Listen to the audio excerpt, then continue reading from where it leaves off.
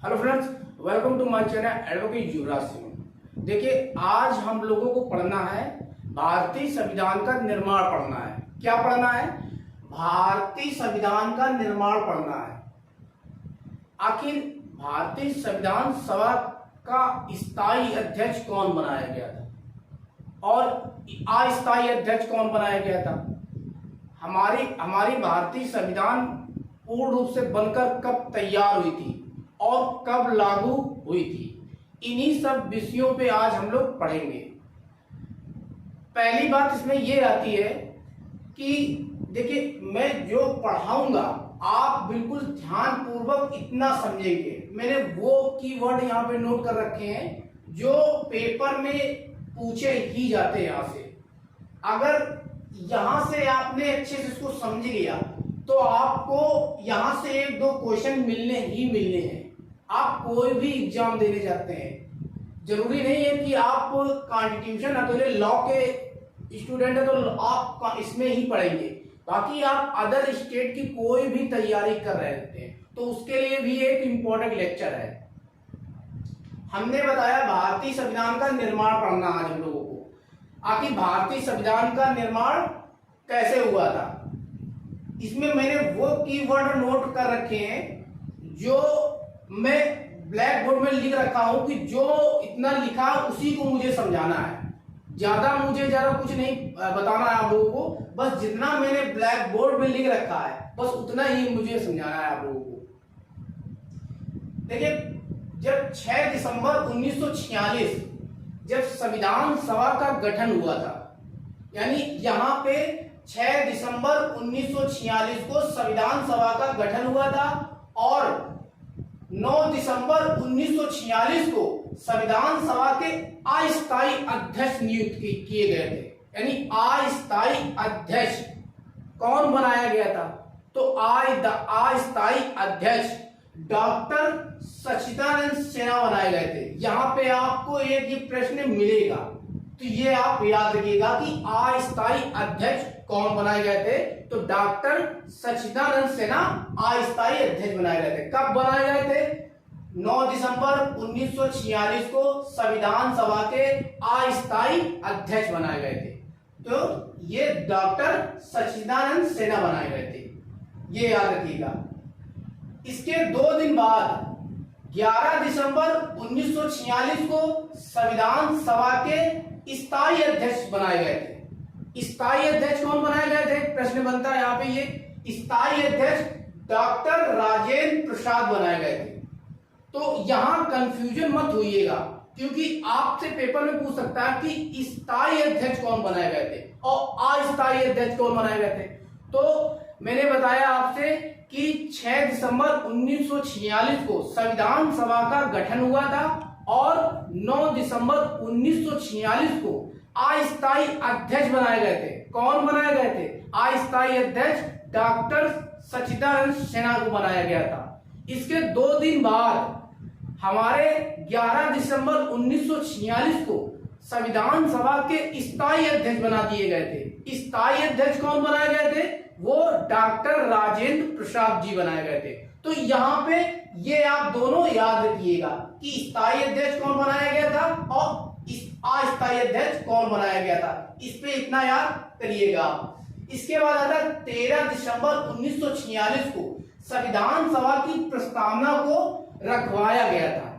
यहाँ एक क्वेश्चन बनता है कि हमारी उद्देशिका संविधान सभा की प्रस्तावना को कब रखवाया गया था संविधान में? तो वहां पे क्वेश्चन बनता है 13 दिसंबर 1946 को संविधान सभा में प्रस्तावना को रखवाया गया था। यहाँ एक क्वेश्चन ये बनता है किसने रखवाया था? तो यहाँ पे पंडित जवाहरलाल नेहरू ने रखवाया था। यहाँ पे आप याद रखिएगा, पंडित जवाहरलाल नेहरू ने रखवाया था।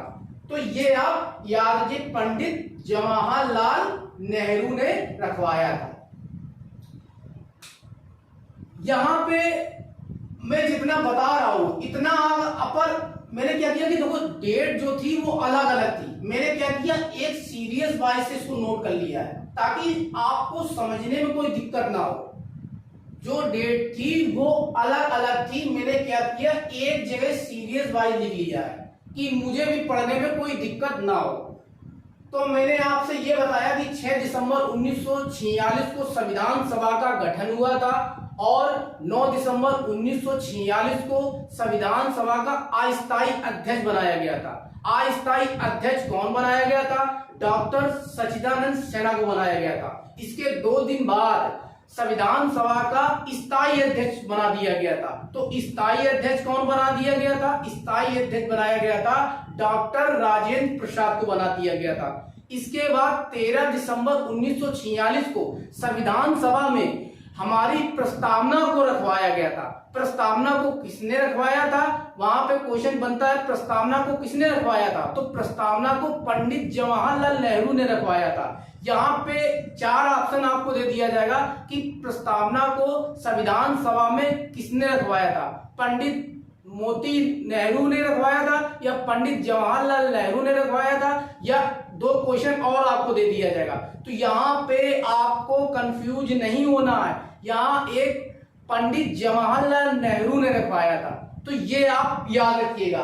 तो मैंने ये चीज पढ़ा, 13 दिसंबर 1946 को संविधान सभा की प्रस्तावना को ये संविधान सभा में रखवाया गया था। ये कौन किसने रखवाया था? पंडित जवाहरलाल नेहरू ने रखवाया था। 22 जनवरी 1947 को संविधान सभा द्वारा प्रस्तावना को स्वीकार किया गया था। जब प्रेमबल को रखवाया था पंडित जवाहरलाल नेहरू ने संविधान सभा में, तो हमने बताया कब रखवाया था? 13 दिसंबर 1946 को रखवाया था। इसके बाद स्वीकार कब हो रही है? तो 22 जनवरी 1947 को संविधान सभा द्वारा प्रस्तावना को स्वीकार कर लिया गया था, यहाँ एक्सेप्ट कर लिया गया था। तो ये क्वेश्चन यहां से बनता आया, याद रखिएगा। इसके बाद आता है 26 नवंबर 1949 को संविधान को क्या किया गया था? संविधान को क्या किया गया था? संविधान को 3 यहाँ पे आपको कीवर्ड याद रखने हैं। क्या किए गए थे? अंगीकृत, अधिनियमित और आत्म अर्पित किया गया था। अंगीकृत, अधिनियमित और आत्म अर्पित किया गया था। ये कब किया गया था? 26 नवंबर 1949 में। यहां आपको एक पॉइंट और याद रखना है कि 26 नवंबर 1949 को संविधान दिवस भी मनाया जाता है। 26 नवंबर 1949 को संविधान दिवस भी मनाया जाता है। और यहां एक कीवर्ड आपको और याद रखना, अध्यक्ष जो बनाए गए थे वो कौन थे? संविधान पर हस्ताक्षर किया था इन्होंने, संविधान सभा पर हस्ताक्षर कर दिया था। इसके बाद आता है 26 जनवरी 1950 को हमारा संविधान लागू कर दिया गया था। तो यहां 26 जनवरी 1950 को हमारा संविधान लागू कर दिया गया था और ये आर्टिकल 394 के तहत बताया गया कि संविधान को लागू कर दिया गया था। तो ये आप आर्टिकल पढ़ लीजिएगा 394। अब मैंने आपको एक बात बताई थी कि हमारे भारत का जो संविधान है वो उसका पूरा नाम क्या है, आखिर हम संविधान को क्या कहेंगे। तो ये हमने आज जब आपको पढ़ाया था तो वहां पे हमने आपको बताया था कि भारत का संविधान, ये जो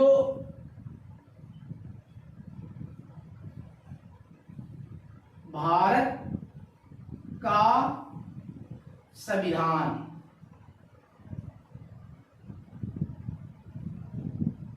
ये कहां लिखा है? ये जब हम पढ़ेंगे आर्टिकल 393, तो ये आप याद रखिएगा, वहां पे बताया गया है कि भारत का संविधान। आपसे क्वेश्चन पूछ सकता है कि संविधान का पूरा नाम क्या है, तो भारत का संविधान ये कहां लिखा है? ये आर्टिकल 393 पे बताया गया है। और ये जो भारत का संविधान लागू हुआ ये कहां लिखा है? ये आर्टिकल 394 में बताया गया है। तो हमने क्या पढ़ा, एक बार रिवाइज कर लेते हैं। स्टार्टिंग से हमने आपसे ये बताया कि संविधान सभा का गठन कब हुआ था, तो 6 दिसंबर 1946 को संविधान सभा का गठन हुआ था। इसके बाद 9 दिसंबर 1946 को संविधान सभा में अस्थायी अध्यक्ष बना दिए गए थे। अस्थायी अध्यक्ष कौन बना दिए गए थे? वो डॉक्टर सच्चिदानंद सिन्हा को बना दिया गया था। इसके 2 दिन बाद डॉक्टर राजेंद्र प्रसाद जी को स्थायी अध्यक्ष बना दिया गया था। यानी 11 दिसंबर 1946 को अस्थायी अध्यक्ष बना दिया गया था। और जब 13 दिसंबर 1946 को हमारे संविधान सभा में प्रस्तावना को रखवाया गया था। तो प्रस्तावना को किसने रखवाया था? पंडित जवाहरलाल नेहरू ने रखवाया था। इसके बाद 22 जनवरी 1947 को हमारी प्रस्तावना को स्वीकार किया गया था। इसके बाद आता है कि 26 नवंबर को क्या किया गया था?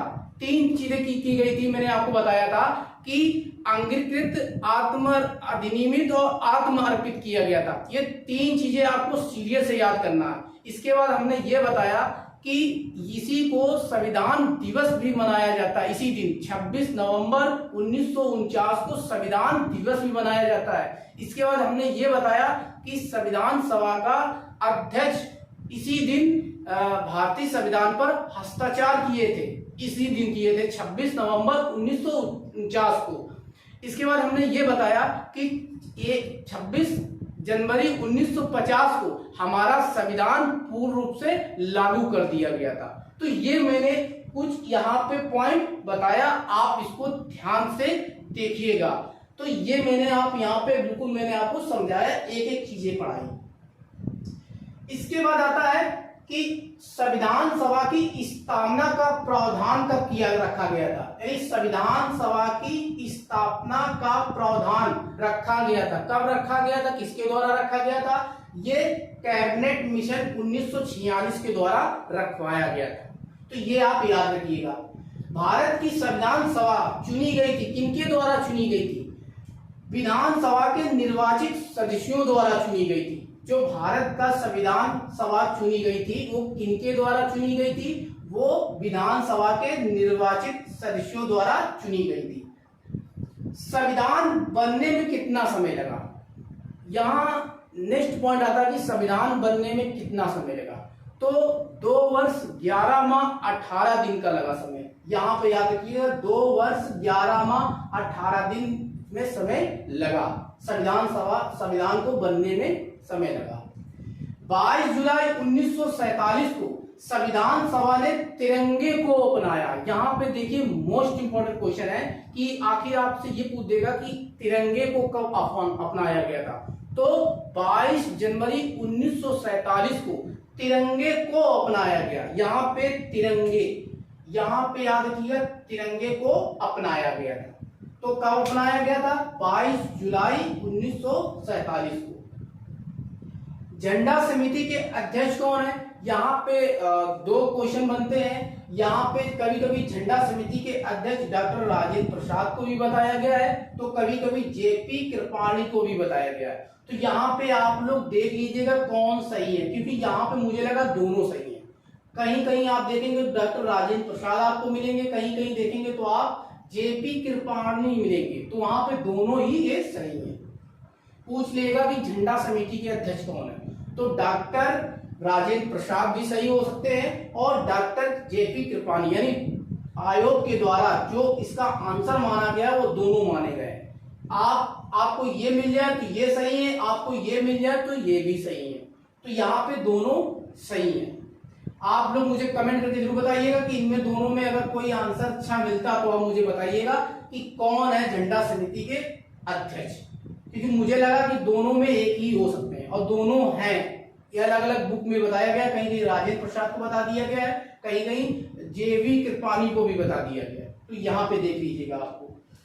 इसके बाद आता है 24 जनवरी 1950 को जन गण मन को राष्ट्रगान के रूप में अपनाया गया है। क्वेश्चन यहाँ ये बनता है कि 24 जनवरी 1950 को जन गण मन को राष्ट्रगान को अपनाया गया था। कब अपनाया गया था? 24 जनवरी 1950 को अपनाया गया था। यहाँ एक वर्ड और पॉइंट आता है कि गाने का समय आखिर कितना है, तो गाने का समय 52 सेकेंड है। ये गाने का समय 52 सेकेंड है।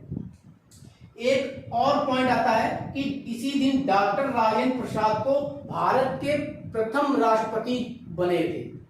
डॉक्टर राजेंद्र प्रसाद भारत के पहले राष्ट्रपति बने थे। कब बने थे? 24 जनवरी 1950 को। ये क्वेश्चन बनता है। तो इस दिन डॉक्टर राजेंद्र प्रसाद भारत के प्रथम राष्ट्रपति बने थे।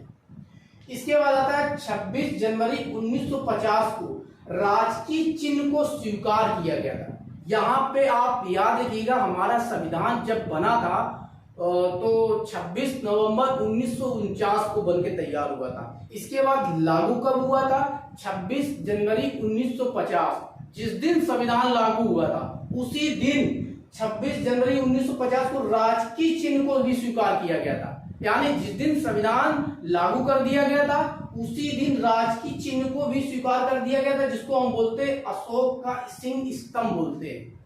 जो अशोक जो होता है सिंह स्तंभ होता है, उसी को उस दिन 26 जनवरी 1950 को लागू कर दिया गया था। इसके बाद नोट करके मैंने लिखा है कि यहाँ पे लिखा है भारतीय संविधान निर्माण के समय संवैधानिक सलाहकार कौन थे?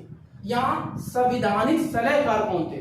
तो यहाँ पे आंसर आपका है कि वी.एन. राव। यहाँ पे आप कंफ्यूज मत होइएगा, क्योंकि प्रारूप समिति के जो अध्यक्ष हैं वो डॉक्टर भीमराव अंबेडकर हैं। यहाँ पे मैंने बताया कि संवैधानिक सलाहकार कौन है, तो वी.एन. राव।